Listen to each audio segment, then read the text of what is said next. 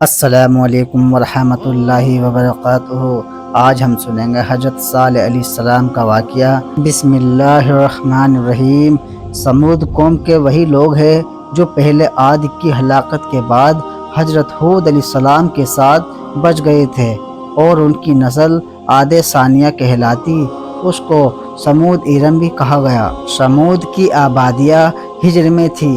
حجاز اور شام کے درمیان وادی قرا تک جو میدان نظر آتا ہے یہ سب ان کے رہنے کی جگہ ہے۔ سمود کی بستیاں کے کھنڈر اور نشان آج تک موجود ہے۔ ان کی خاص بات یہ ہے کہ ان بستیوں میں مکان پہاڑوں کو کاٹ کر بنائے گئے تھے۔ گویا سمود تعمیرات کے معاملے میں بہت زیادہ ماہر تھے۔ سمود اپنے بت پرست پرکھوں کی طرح بت پرست تھے۔ وہ خدا کے علاوہ بہت سے باطل معبودوں کے پرستار تھے، شرک میں ڈوبے ہوئے تھے۔ اس لیے ان کی اصلاح کے لیے بھی اور ان پر حق واضح کرنے کے لیے بھی انہی کے قبیلے سے حضرت صالح علیہ السلام کو نصیحت کرنے والا پیغمبر اور رسول بنا کر بھیجا۔ انہیں سیدھے راستے پر لائے، ان پر واضح کرے کہ کائنات کی ہر چیز اللہ کے ایک ہونے اور اکیلے ہونے پر گواہ ہے۔ اللہ کے نعمتیں یاد دلائے اور بتائے کہ پرستش اور عبادت کے لائق ایک اللہ کے علاوہ دوسرا کوئی نہیں ہے۔ حضرت صالح علیہ السلام قوم کو بار بار سمجھاتے اور فرماتے رہے، پر قوم بالکل نہ مانی۔ پر قوم پر بالکل اثر نہ ہوا، بلکہ اس کی دشمنی ترقی پاتی رہی اور اس کا وروध بڑھتا ہی رہا، اور وہ کسی طرح بت پرستی سے باز نہ آئی۔ اگرچہ ایک چھوٹی اور کمزور جماعت نے ایمان قبول کر لیا اور وہ مسلمان ہو گئی، مگر قوم کے سردار اور بڑے بڑے سرمایہ دار اسی طرح باطل پرستی پر قائم رہے اور انہوں نے دی ہوئی ہر قسم کی نعمتوں کا شکر ادا کیا۔ شکریہ ادا کرنے کے بجائے ناشکری کا طریقہ اپنا لیا۔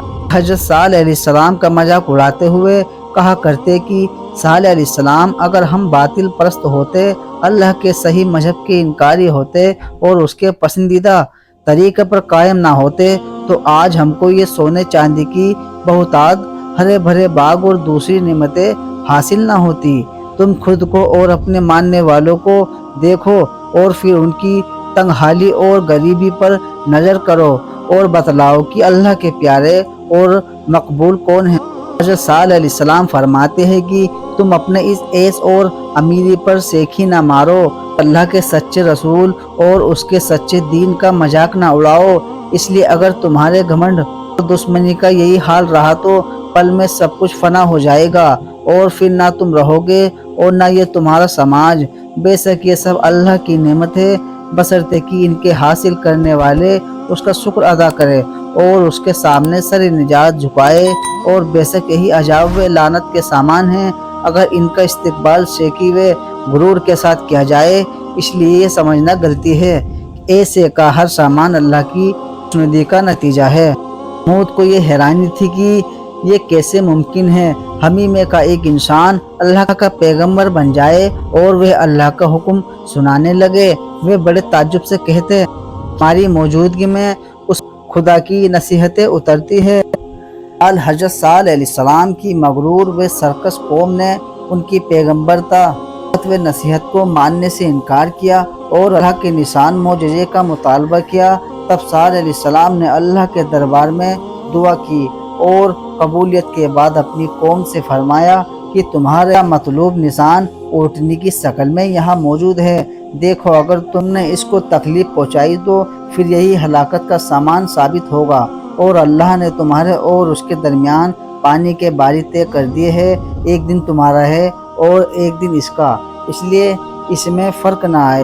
مجید نے اس کی اونٹنی کہا ہے تاکہ یہ بات نظروں میں رہے کہ یوں تو تمام مخلوق اللہ کی ملکیت ہے، مگر سمود نے چونکہ ان کو خدا کی ایک نشانی کی شکل میں طلب کیا تھا، اس لیے اللہ کی نشانی کا لقب دلایا، ساتھ ہی اس کو لکم آیتہ تمہارے لیے نشانی کہہ کر یہ بھی بتایا کہ یہ نشانی اپنے بھیتر خاص اہمیت رکھتی ہے۔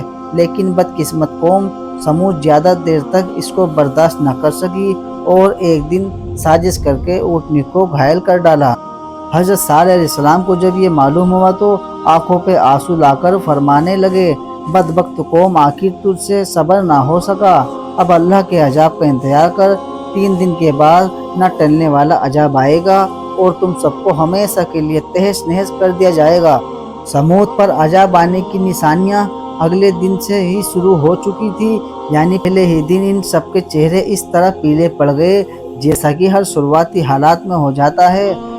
दिन सबके चेहरे लाल थे, गोया खौफ दहशत का ये दूसरा दर्जा था, और तीसरे दिन इन सबके चेहरे स्याह थे और अंधेरा छाया हुआ था। ये खौफ व दहशत का वे तीसरा दर्जा है जिसके बाद मौत का दर्जा रह जाता है। बहरहाल इन 3 दिनों के बाद वादा किया गया वक्त आ पहुंचा और रात के वक्त एक खतरनाक आवाज़ से हर आदमी को उसी हालत में हलाक कर दिया जिस हालत में वह था। कुरान मजीद ने हलाक कर देने वाली आवाज़ को किसी जगह साइका कड़कदार बिजली और किसी जगह रजवा जला डाल देने वाली चीज़, किसी जगह समूद पर ये अजाब आया और उनकी बस्तियों को तबाह व बर्बाद करके सरकसों की सरकसी और घमंडियों का अंजाम जाहिर हुआ। जबकि दूसरी ओर हज़रत सालेह अलैहिस्सलाम और उनकी पैरवी करने वाले मुसलमानों को अल्लाह ने अपनी हिफाजत में लिया और उनको। भाइयों बुजुर्गों दोस्तों, अगर मेरी वीडियो अच्छी लगी तो मेरी वीडियो को लाइक एंड सब्सक्राइब करें और बेल आइकन ऑन करें जो हर आने वाली वीडियो आपको सबसे पहले देखने को मिले। अल्लाह हाफिज़।